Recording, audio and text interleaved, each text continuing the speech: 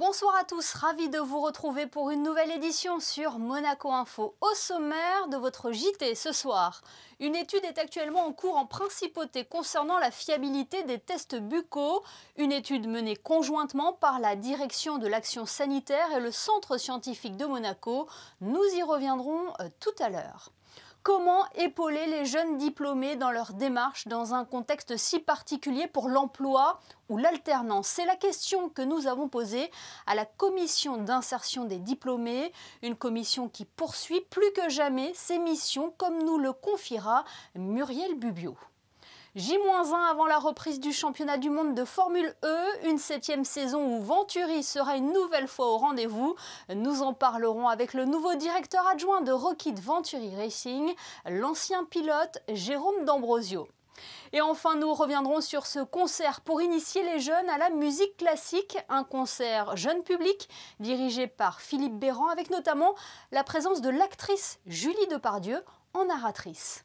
Mais avant cela, nous vous en parlions hier, le gouvernement princier a tenu une conférence de presse mercredi, une conférence afin de faire le point sur la situation sanitaire en principauté, Frédéric Hélion. L'occasion de faire un comparatif du taux d'incidence du virus entre les Alpes-Maritimes, la Principauté et la France. Le taux d'incidence monégasque, bien que toujours préoccupant, est 3 fois inférieur à celui constaté dans le département voisin. Les chiffres de la campagne de vaccination ont également été communiqués. En date du 23 février, 8028 personnes ont été vaccinées en Principauté, soit 21,13% de la population. Autre chiffre important, 70% des personnes vaccinées ont reçu l'injection du rappel. Un renforcement des contrôles aux frontières et en gare de Monaco a été mis en place.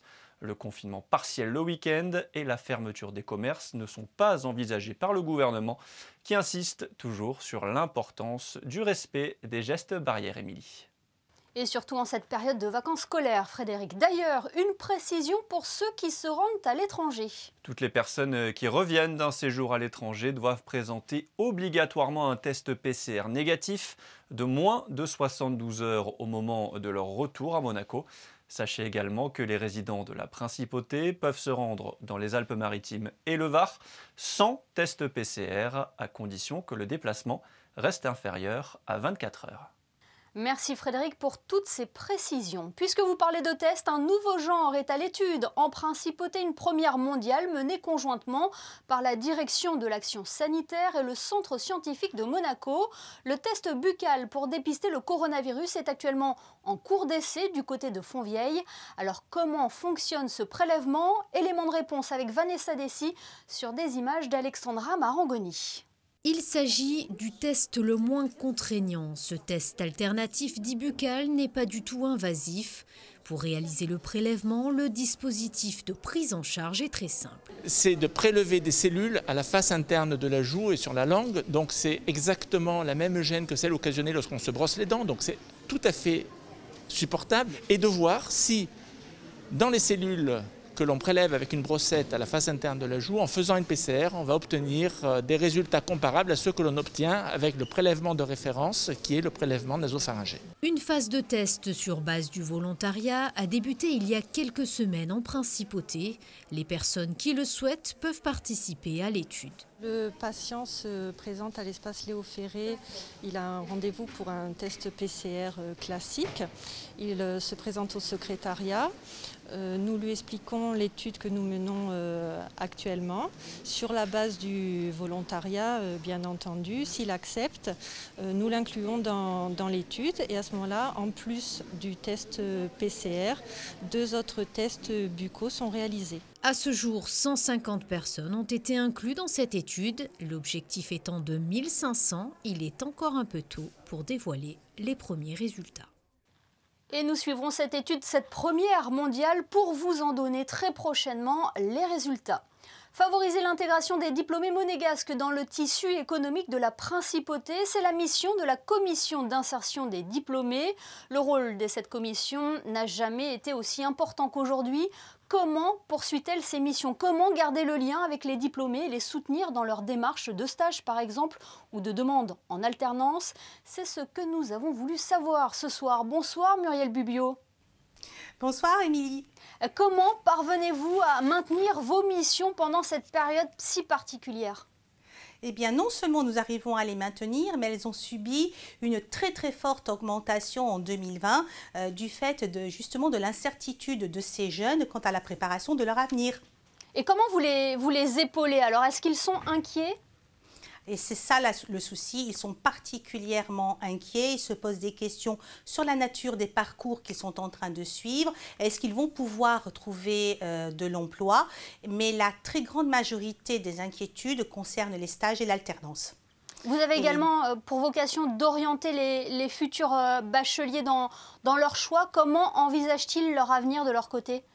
Alors, les jeunes bacheliers s'inquiètent à l'heure actuelle beaucoup plus des process, j'allais dire, liés au post-bac, quelle école ils vont pouvoir choisir. Ils vont passer le nouveau bac. Et du coup, nous, notre rôle au niveau de la commission d'insertion des diplômés est de faire en sorte qu'ils fassent les bons choix par rapport au secteur porteur d'emploi en principauté. Alors, quels sont les secteurs porteurs d'emploi en principauté ?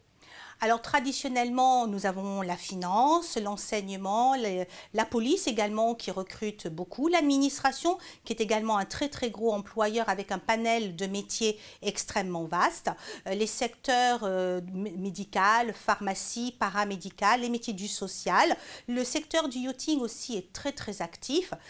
Par contre, un secteur qui a beaucoup subi de contre-coup de cette crise sanitaire, c'est tout ce qui est lié à l'hôtellerie, au tourisme, à l'événementiel et qui donc a frappé de plein fouet ces lycéens du secteur, j'allais dire, de l'hôtellerie, mais également les diplômés d'écoles de management hôtelier, qu'ils soient de grandes écoles comme l'école de Lausanne ou d'autres écoles un petit peu moins réputées.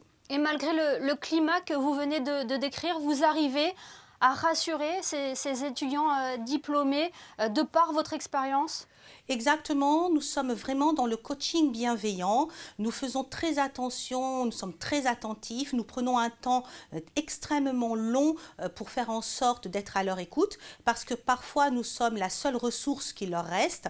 Ils sont en distanciel pour la plupart pour leurs études, rencontrent peu d'adultes référents et nous sommes finalement là pour ça. Nous les guidons pas à la fois dans leur parcours d'études mais également sur tout ce qu'ils veulent anticiper pour leur future insertion professionnelle. Alors comment ça marche, Muriel Bubio? Je suis une jeune diplômée, je viens vous voir et vous faites l'interface entre l'entreprise et moi? C'est exactement ça, je suis l'interface, c'est le mot tout à fait adapté entre ces deux univers-là. L'objectif étant que l'entreprise connaisse le jeune et ses codes et que le jeune connaisse également les codes de l'entreprise. C'est le lien, c'est le chaînon manquant, j'allais dire, entre les deux univers.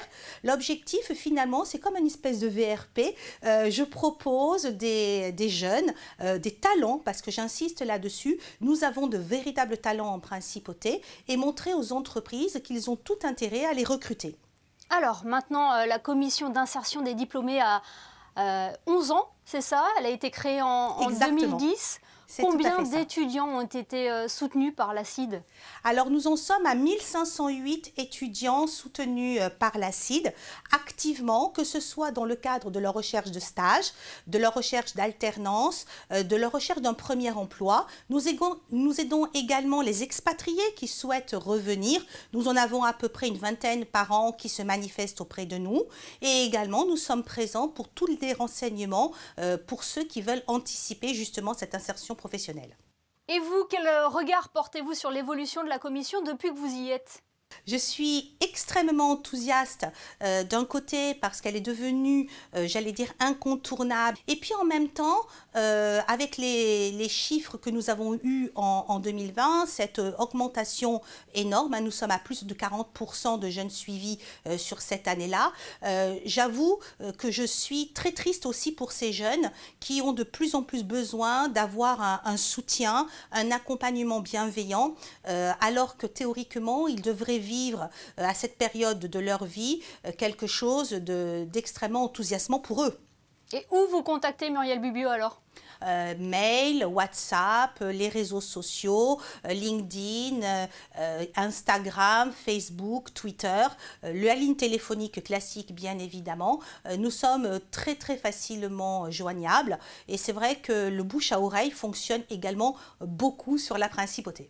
Merci beaucoup d'avoir fait le point avec nous ce soir sur Monaco Info, Muriel Bubio. Merci Émilie. On retrouve Frédéric Elion à présent pour un rappel concernant les aides du gouvernement princier pour les entreprises monégasques. Le gouvernement poursuit un accompagnement pragmatique et personnalisé pour soutenir les entreprises qui contribuent à la richesse du pays en termes d'emploi, de recettes fiscales et de notoriété et qui ont été fortement impactées par la crise. Les entreprises bénéficiaires de l'aide de la CARE, la Commission d'accompagnement pour la relance économique en 2020, peuvent, selon certains critères, prétendre au renouvellement de l'aide au titre du premier trimestre 2021. Le gouvernement avait également annoncé en fin d'année dernière la poursuite du CTTR, le chômage temporaire total renforcé, jusqu'au 31 mars 2021 pour soulager les entreprises. La fiche d'information du CTTR avec les conditions d'éligibilité, les pièces à fournir est à retrouver sur le site du service public du gouvernement dans l'onglet Emploi et social, Réglementation du travail, puis Covid-19. Vous pouvez également effectuer votre demande en ligne sur ce téléservice. Merci Frédéric pour ce point. C'est demain que débute la 7e saison du championnat de Formule E qui devient à partir de cette année championnat du monde. La première course aura lieu en Arabie Saoudite, présent depuis le début. La firme monégasque Venturi sera une nouvelle fois au départ avec Eduardo Mortara et Norman Nato au volant des monoplaces 100% électriques. À la veille du e-prix de Diriyah, nous avons joint le nouveau directeur adjoint de Rocket Venturi Racing, l'ancien pilote Jérôme D'Ambrosio. Bonsoir Jérôme. Bonsoir. Jérôme, c'est un championnat que vous connaissez bien pour y avoir été pilote. Vous êtes désormais un jeune retraité, mais toujours sur les circuits. Toujours sur les circuits, puisque j'ai rejoint l'équipe Venturi, Rocket Venturi Racing en tant que directeur adjoint de Suzy. Et très heureux d'être ici, même dans une autre capacité.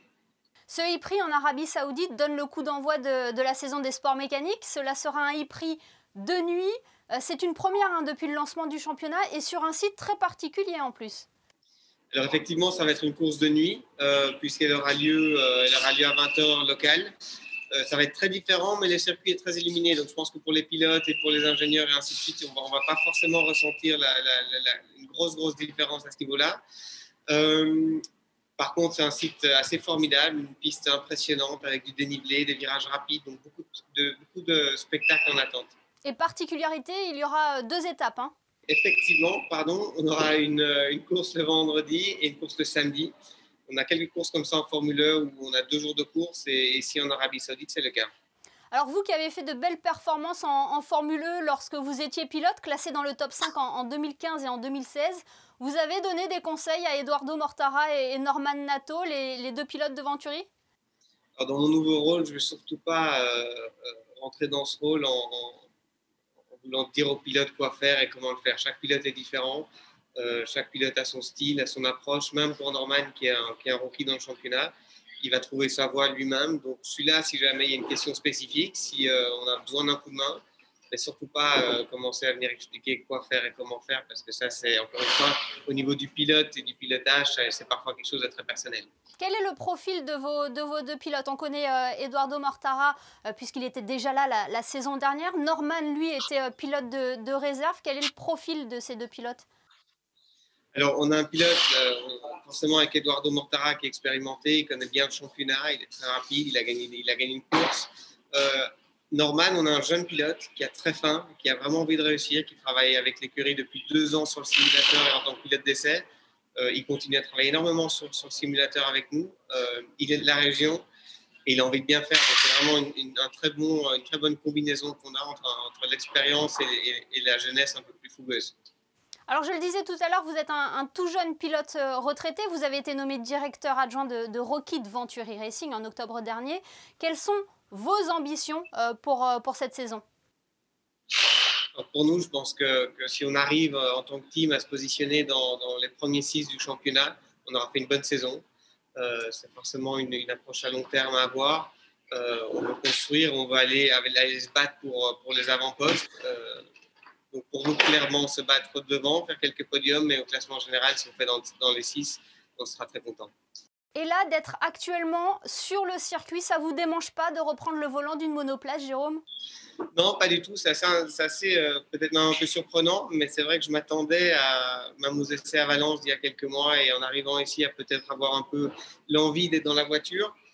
Mais finalement, pas du tout. Je suis vraiment très heureux dans mes nouvelles fonctions. C'est une belle chance pour moi de pouvoir intégrer le Rocket Venturi Racing dans ces conditions. Et donc, non, hâte de voir la course, mais de l'extérieur, suivre ça avec les ingénieurs. Et ce qui est assez passionnant et super pour moi, c'est que l'émotion est toujours la même. Et l'anticipation, quand on est parti il y a quelques jours et ainsi de suite, elle était là. Donc hâte que ça commence. Dernière question, Jérôme, c'est la 7e saison du championnat de Formula I.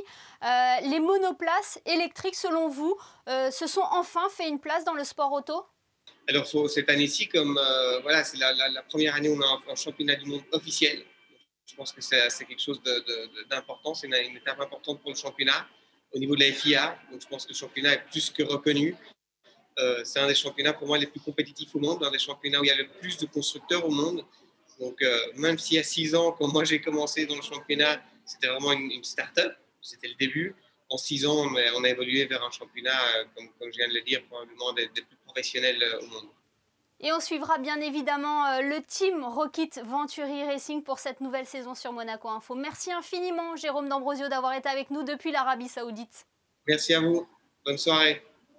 Musique à présent avec le retour des représentations jeunes publics à l'auditorium Régnier 3. Au programme de ce concert dirigé par Philippe Béran, 2 contes russes, Le souverain stupide de Tchostakovitch et Pierre et le loup de Prokofiev. Pierre et le loup avec notamment l'actrice Julie Depardieu en narratrice. Voyez ce reportage de José Sacré, Serge Prémont et Clélia Renaud. Voici l'histoire de Pierre et le loup. Julie Depardieu était la narratrice de Pierre et le loup, l'un des 2 contes russes au programme du concert jeune public donné par l'Orchestre Philharmonique de Monte-Carlo le mercredi 24 février à l'auditorium Régnier 3 sous la direction du chef Philippe Béran. Pierre et le loup était illustré en direct par Katerina Barsukova, une artiste sur sable. Son animation, sur sable, est comme un petit théâtre dont la scène est une table lumineuse où se déroule l'histoire projetée sur grand écran.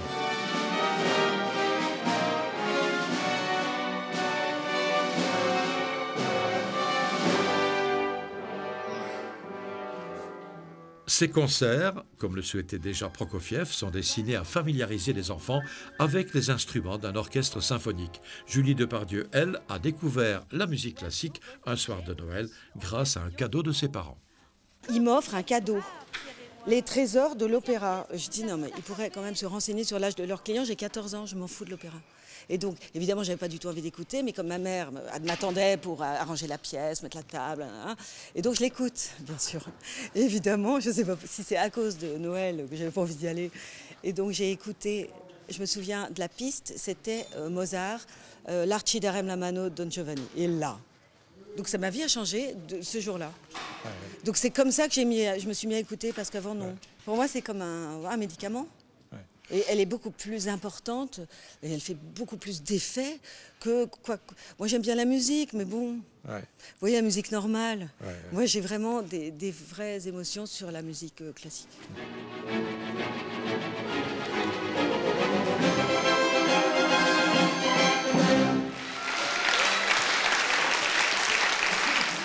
Et prochain rendez-vous de l'Orchestre Philharmonique de Monte-Carlo ce dimanche à 15h avec à l'honneur les compositions de Mozart et Schubert.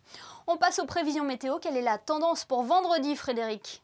Toujours du soleil, Émilie, et un léger voile nuageux dans le ciel. Le thermomètre affichera 11 degrés le matin et 15 l'après-midi. Le soleil se lèvera à 7h11 pour se coucher à 18h15.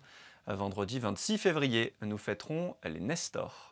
Merci Frédéric. Cela ne vous a pas échappé en regardant le ciel de la Principauté aujourd'hui. Monaco a été progressivement recouvert d'un immense nuage bas blanc.